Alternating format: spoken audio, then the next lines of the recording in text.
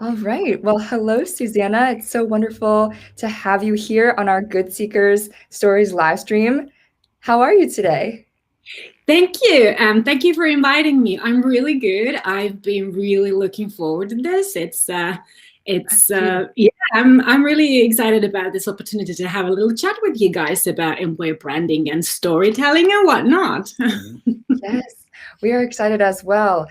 And so on the call today, we have Susanna, we have Eric, CEO of GoodSeeker, and my name is Olivia, and I'm a marketing advocate here at GoodSeeker. These GoodSeeker Stories live streams we do monthly. This is about our third one, and we're just thrilled to have Susanna on today. And I'll just share, Susanna is a co-founder and CEO of her family business, Employee Experience Agency Emine. And Emine. Eminent. Like eminent. Yeah. Eminent. Okay. Thank you for as a modern employer branding expert, talent marketing consultant, and coach, Susanna is known in her native Finland as the vanguard of employer branding. And Susanna is just so impressive. She has multiple different Instagrams and has so much knowledge about employer branding and a wonderful podcast that everyone who's listening should check out as well. Thank you. Yeah. I am pretty seasoned in this topic. It's my 20th year career. So I've got a really long career in this. So there's been plenty of time to create all kinds of content and Instagrams and podcasts and stuff over the years. Yeah. Yes. Fantastic. Wow. Well, we can dive into our first question of the day for you, which is, what connection do you see between storytelling in the workplace and employer branding? Now, that is such an awesome question because, in fact, I really see a huge connection. The modern employer branding method, the magnetic employer branding method that I developed back in 2017 is actually based on business storytelling to match company missions with talent minds. And I think that it's storytelling offers a really great platform to grow awareness, to get people to interact with the meaning, the purpose, the whys, and all that behind what the company is doing and what how employees feel about it. There's so many elements in storytelling that can be applied to employer branding, and I think it's very unused territory in many ways. So I have a follow-up question. In your work, in your work, working with leaders of companies, and when you talk about storytelling, like what are some of the obstacles you think people have to accepting it as a tool for employer branding? Yeah, that's a good question. I think there's not necessarily obstacles, but I think it's more of lack of understanding what storytelling really means. So obviously, we've all been kids. So when we hear the word story, we think about, fairy tales and so that kind of stories. But, we hear stories about people and events of life and stuff all the time. And stories can be very factual as well. So I think one of the obstacles, if it is an obstacle, is more the lack of understanding what storytelling means. But the other, which is more, I guess, an obstacle, is that I found that around the time that Instagram introduced stories, the feature, and it became very popular very quickly, people started to think that storytelling is the same as making videos. And I remember at the time when people, we're going to start doing storytelling. I was like, oh, really? What are you going to do? So we're going to make this video. I was like, oh, okay, but that's not really storytelling. It can be a platform for your stories, but it doesn't mean the same thing. So I think it's more to do with lack of understanding of the, what storytelling really means and the power of stories and how, what it does to your brain when you use the story formula. So I think it's more like lack of awareness thing. Such a good point. And that I hadn't thought about the overuse of the word story through social platforms as being, and that's a really, really fascinating point.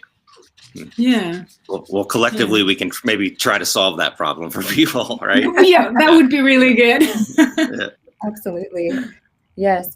So another question on our minds is, what can companies do currently to increase their employer branding? I know employer awareness.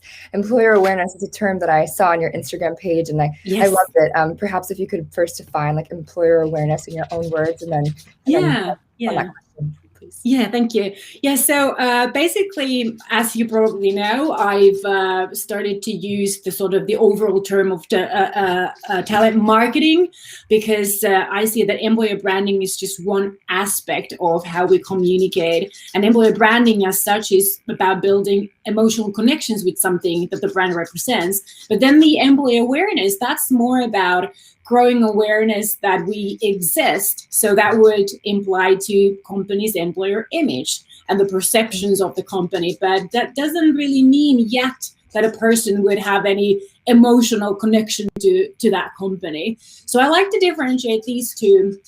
And then growing awareness would be like the preceding phase from the actual employer branding phase. So you first want to build your audience and a bigger audience of the target groups that apply to your target segments. But then not all of those people are going to be ideal talents to your company, to your business. They don't. So you want to help them self-identify who become your brand followers, and then that's where you start building those meaningful connections. So that's how I like to separate them. But if we start from what can companies do to increase employee awareness, it's essentially a really, I don't want to use the word easy, because obviously it does require consistent method of applying to get any action and traction these days. But it's literally about defining what you want your audiences to, how you want them to perceive you, and what do you want the image to be about, and then you start growing awareness of those sort of areas, or we call them key story themes, actually, those key story themes that you want to be applied as sort of attributes to your company. Growing awareness is literally just helping your audiences to pin you on their map of companies that they follow, that they recognize, that they can say something that somehow can describe them in a correct way. But then doesn't mean yet that they would choose to apply for a job there or prefer to work there, but they just recognize, which is step one. Yes. We do this research project where we're looking at thousands of companies to try to figure out who's kind of story forward, story rich, and starting with how well written and how accessible are their company values on their site. Are they on the homepage, or are they on the careers page, or are they buried in some other place? It's kind of an indicator. And and then are they sharing real stories, not what we talked about before. On the web, on their web page, on their web page, which is kind of feels a little bit permanent, because it's there. It's versus social, and we just kind of look. And one of the things is it's like smaller companies, and getting recognized as a smaller employer when maybe you're still competing for that same quality of talent from maybe a big firm. It's interesting and exciting to find smaller companies doing innovative things in our world with stories to stand out, to make that emotional connection. And so for you, do you any advice for smaller companies out there who are trying to get recognized, and get that visibility? I think that we're living times where smaller companies have so many opportunities to do this better than the bigger ones. Because first of all, I think that the larger companies are, they're quite restricted in what you're allowed to say and how you're allowed to use the socials and so forth. So I think that smaller companies have the advantage of not having so many rules and policies and restrictions about, how to use and how to apply something. So I think that smaller companies should sort of not feel limited, because I think that they actually have more freedom to operate. But then I think that and this is not just employer branding. This applies to creating your company brand, and in front of your customer audiences too. We're, because of the social media, because we've been so sort of connected in the social media world now for like over a decade already. People enjoy human interaction and human connections, and we see that especially larger companies that have forever used to sort of communicate in one way behind the logo, no like faces or names given or shown or expressed anywhere. It's like you don't want to reveal who's behind the logo. It's just like one way sort of messaging. And I think that smaller companies have we're a small company too. There's just so much more freedom being a human being and showing your human face, and people love that better. It's really hard to build an employer brand on social media today if you're only operating behind a company logo. There's just very little traction. People want to connect with other people. So, and I think that probably also with smaller companies, because they're more people first and the company after that. So there's a lot of openness about coming forward as a human being and as an expert or as a consultant or as whatever job you're doing. So I think smaller companies should not be at all afraid. I think there's so many opportunities when you're not restricted by so many rules and policies. Yeah, that's a good point. Yes, and it's interesting too. I think bigger companies are trying to show their employees, behind the curtain, utilizing things like employee spotlights and employee blogs. We see that as a big trend and pattern, which is great to show recognition and appreciation for employees. We love to see it. That's one of our criteria on our values-driven stories companies list, of trying to find companies that are story-rich, values-driven, and if they're doing employee spotlights, that's one indicator that they are so. Yeah, absolutely. Yeah, we did that as well for my agency, and we like to literally our people can write as many blog posts as they ever want to. It's more like, why are you not writing more? So we're very open.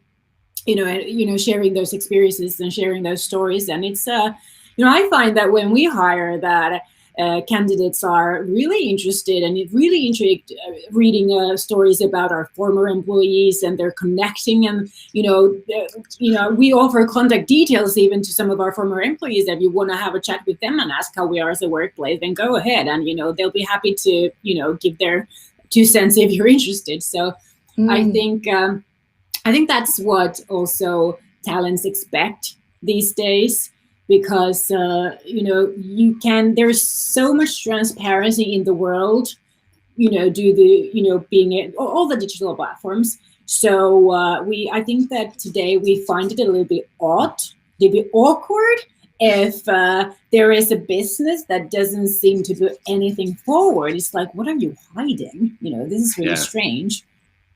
That's so fascinating. We've looked at so many companies now, this research, that we have the sixth sense of you can you see something's off. It's the words here, but no faces. It literally could be that, right? These words, but stock photos, or and the name of somebody, but it's just their first initial or two, and it's off. And I think, that point about freedom, and, I think the more that the larger companies can embrace that too, it's important for employee experience too, right? Because that's interesting. Yeah. And it doesn't, at the same time, if you are, I keep getting asked this question a lot, so what can we do to get our employees to talk more about us, or share our blog posts or whatever content on social media? And then if you're not giving that or setting that example of being open on your website and on your own marketing and on your own collateral, then, you know, that's not really like, you know, how do they're not really encouraged to do it because of the example, or, you know, maybe it could be other reasons too. But I think that as an employer, you have to set the example of, you know, how we want to talk about us, and, you know, how open you can be, and how transparent you can be, and you can't really ask people to do it unless, you know, they feel like you're allowed to do it. So yeah, definitely. Great point. Wow, so many great points. I think we have time for one more question. Alrighty. To the theme of storytelling, which is, if your business was a book, what would be the title? Oh, I love this question. This is such a good question. Thank you for giving me the heads up, though. Yeah, so I probably would have, because I'm a person in employer branding, what I always really pinpoint is consistency. So I would probably have one, or maybe I would have two books. But the other one would be building a modern employer brand, obviously. And the other one would be business storytelling to match talent minds with your mission. So these would be the two books that would cover, you know, what's going on. That's great. Great titles. Love it. Wow. Well, thank you so much, Susanna, for joining us today on our GoodSeeker Stories live stream. So wonderful to have you. And we're going to continue to support you and, you know, be sharing your posts and telling people about, you know, your site and all of that. We'd love to talk to you more in the future and hope to stay in touch. Absolutely. Yes, yeah, absolutely. Thank you. Yeah, thank you so much. It's an honor to have, you know, we didn't ask this question, but I'm just going to state it for the audience. I find that, you know, the Nordic countries, right? Finland, Sweden, parts of Europe, you know, in many ways, I think you're ahead of us in the US in terms of that freedom that you talked about, and transparency. And, you know, you set the tone, and a lot of things you say, a lot of people need to listen to. So thanks for sharing them here, and we will definitely promote you more. Yeah. Thank you. Thank you so much. And thank you for inviting me. This was really a pleasure. And, you know, we'll be following you guys as well. So let's stay in touch. Awesome. All right. Thank you. Take care. All right.